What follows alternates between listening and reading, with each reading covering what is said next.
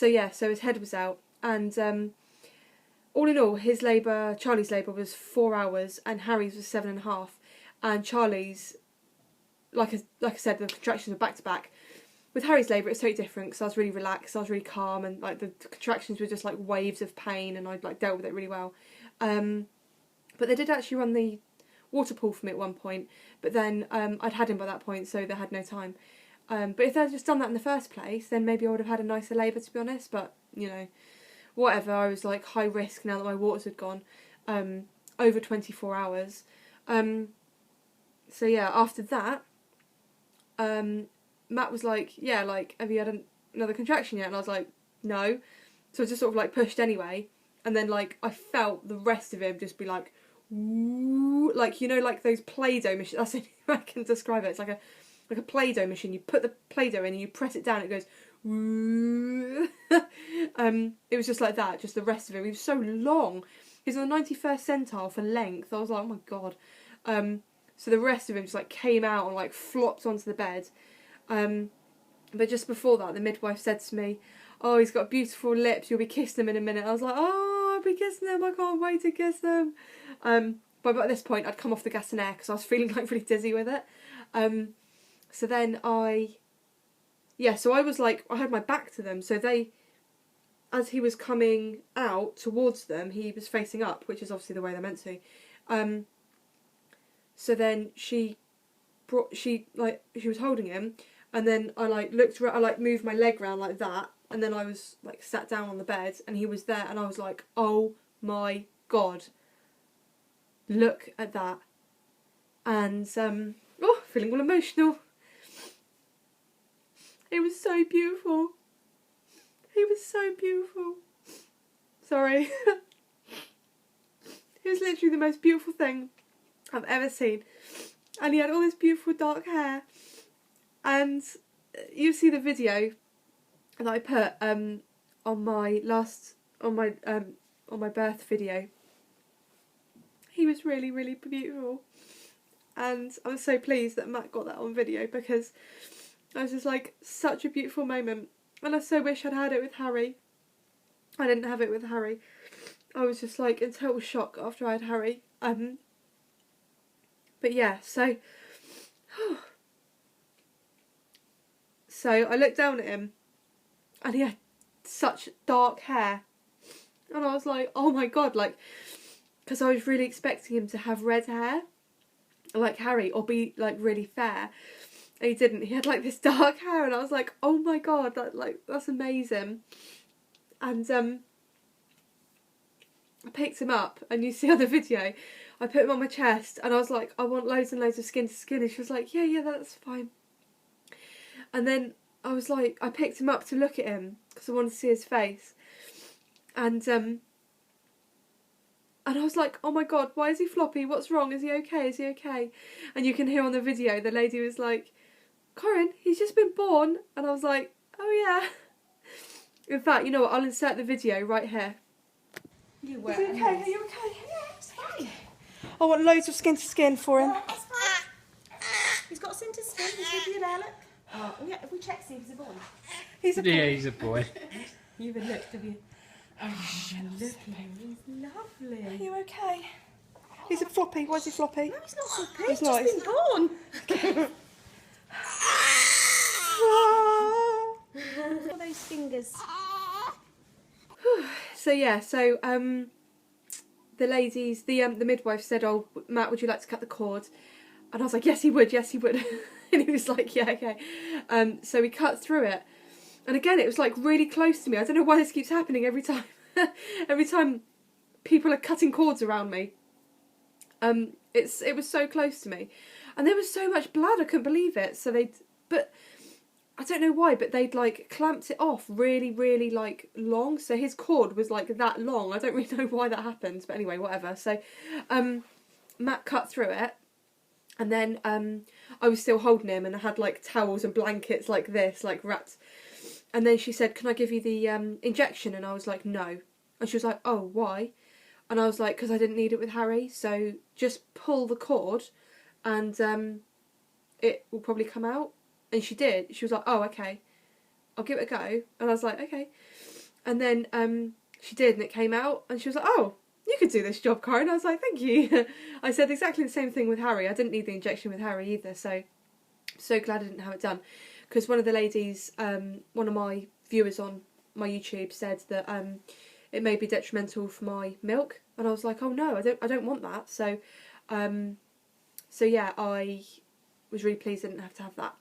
So then afterwards, I'm just trying to think what happened. Oh god, it's such a blur. So then I had loads of skin to skin for like ages and ages and ages. My womb was like contracting down so much. It was so uncomfortable. And apparently they said to me, like, the more babies you have, the worse it gets. And I was like, oh, thank you for that. I'm not having any more though. So they weighed him. No, they didn't. They didn't weigh him for ages. And I was just enjoying cuddling him. I don't think Matt held him for about 2 hours. I was just there like, my baby, my baby. I need bonding. Like, don't let postnatal depression happen again. I need it. Don't take him off me. So then they weighed him. And they came back in and after like about an hour, and they weighed him. And I was like, oh yeah, he needs to be weighed. Like, I wonder how heavy he is. But before that, had they weighed him first? No, I nursed him. I really can't remember. Oh no, I think I was nursing him first. So I nursed him, and he like latched on right away. He was so good. And I said, I really need lots of help with breastfeeding. And I latched him on, and she was like, there you go, you're doing it. You don't need any help. You're a pro. And I was like, oh, thank you. But yeah, so that was really sweet. And then after that, they weighed him, and he was like £7.10. And I was like, oh my gosh, like that's so similar to Harry, because Harry was 7'7". So they say like as you have more and more babies, like they go up and up in weight. Like sometimes it doesn't, but sometimes it does. So yeah, and it was just so amazing. And then we had loads of cuddles, and they had to do the vitamin K jab, which he cried, and I was like, oh, I was like so emotional. And then it was awful because then I had to like get out of bed, and I had like this massive like it's called an Inco sheet, and it's like massive, and I was sat under it. I had to like hold it and like walk to the bathroom so I didn't like drip blood everywhere. I was like, Matt, can I have some knickers and can I have a pad and everything? And he was passing me everything, and then the midwife had said, oh, you've got a graze, and I was like, oh no, have I? She's like, yeah, it's quite high up, but it's only little, and I was like, oh okay, that's okay. So I got my Vaseline, and I just like totally caked myself in Vaseline so that when I weed it wouldn't sting, which it didn't. And then I got in the bath, but I couldn't wee. Did I wee? Yeah, I'd already weed, and then she came in with a pot, and she was like, next time you go for a wee, can you measure it? And I was like, oh no, like I've just been. She was like, that's alright, don't worry. And I was like, oh okay. And I couldn't wee for ages, so I like drunk loads of water, and then I literally like I filled the pot because obviously I was bleeding. I was like, you do realise this is going to be like mostly blood? And she was like, yeah, that's fine. We just need to know that you're actually like passing urine just in case you have urine retention. I was like, oh okay, whatever. So I kept having to go back and change my pads a lot though because I was bleeding so much. So that was really frightening. And then I was like losing clots that were like this big. Oh, it's really awful. But yeah, other than that, I was fine. But then they took my blood pressure and my pulse, and then they were really concerned. They brought the doctor in, the consultant, and they were like, we need to do an ECG on you right now. And they brought in, and there was all these leads and wires, and they had to like stick all these things all over me, and they had to do an ECG on my heart. And I was like, oh my god, like what the hell's happening? And she said, your pulse is really high. It's like 120. I was like, oh okay, well I have just had a baby and my pulse is normally really high anyway. But she was like, no, we need to do this. But they were really concerned about me, but I wasn't concerned about me because I know what my pulse is like when I'm pregnant or, you know, whatever. So that was a bit weird. And then after that I fed him and we wrapped him up and we popped him in his little like little plastic Moses basket box thing that they give you in hospital. And we got taken. This is what happened. I said to them, can I have a private room? And she said, oh, I'll have to have a look to see if one's free. I was like, I'm quite happy to pay if I have to have just as long as I have my own room, because where my waters had gone 24 hours before, and I delivered him, and it was like 31 hours since my waters had first gone. They had to keep me in overnight, and they had to monitor me for 12 hours and monitor him for 12 hours. Make sure, you know, we didn't have any infection. We had to keep having our temperatures taken. It was really annoying because I was nursing him, and then I'd just get him off to sleep, and then they'd like stick a thermometer thing like under his armpit, and then it'd like wake him up, and I was like, oh no. So that was really funny. But yeah, all in all, it was just the most amazing experience ever, and but really painful, really, really painful, and my wound was contracting down so much that I had to take paracetamol, so every like 4 hours I was taking paracetamol. I didn't expect it to be that painful, and then when I was obviously breastfeeding him, it makes it contract down even more, so I was like, oh my god, like, got a lot of pain right now. And they gave me was it a Tylenol? Or something they gave me. It didn't really do anything. I had some paracetamol as well, but it didn't really do anything, so that was a bit rubbish. But yeah, all in all, it was just, the most amazing experience. Would I do it all again? No, I would not. Was it worth it though? Yes, it was. And if you want to see, he's actually asleep at the moment, so I won't get him, but if you want to see videos of him, go back a couple of videos, or just literally my last video I did, and you'll see a video of him.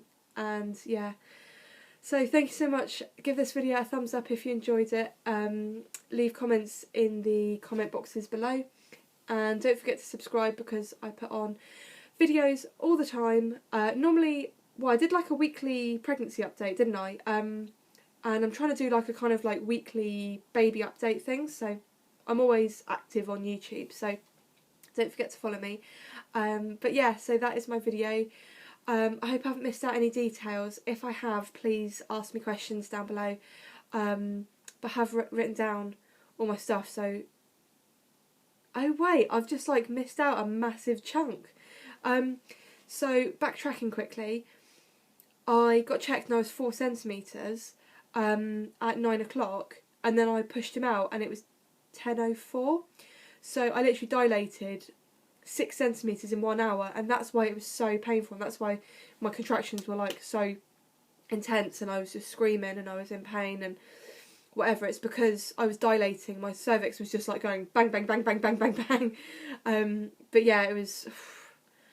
I will never do it again, and you know, I don't know how these people do it when they have like 6 babies. It's just like quite extreme. I think the only way I would probably do it again is if I had I could guarantee I had no morning sickness, and then as soon as I started contracting, I was allowed an epidural. Like, that is the only ways that I would have another baby, because I would not want to feel any more of the pain, because it was really awful, but it was so worth it, and I'm glad I don't have to do it ever again. So if anyone else is pregnant, please don't feel discouraged, because your labour will not be like mine, because every labour is different. They say your second and multiple pregnancies are shorter, but really sometimes it's not always the case. And sometimes shorter is not always good, because it's more intense contractions then. So yeah, thank you so much again, ladies, and I will see you in my next video. Bye.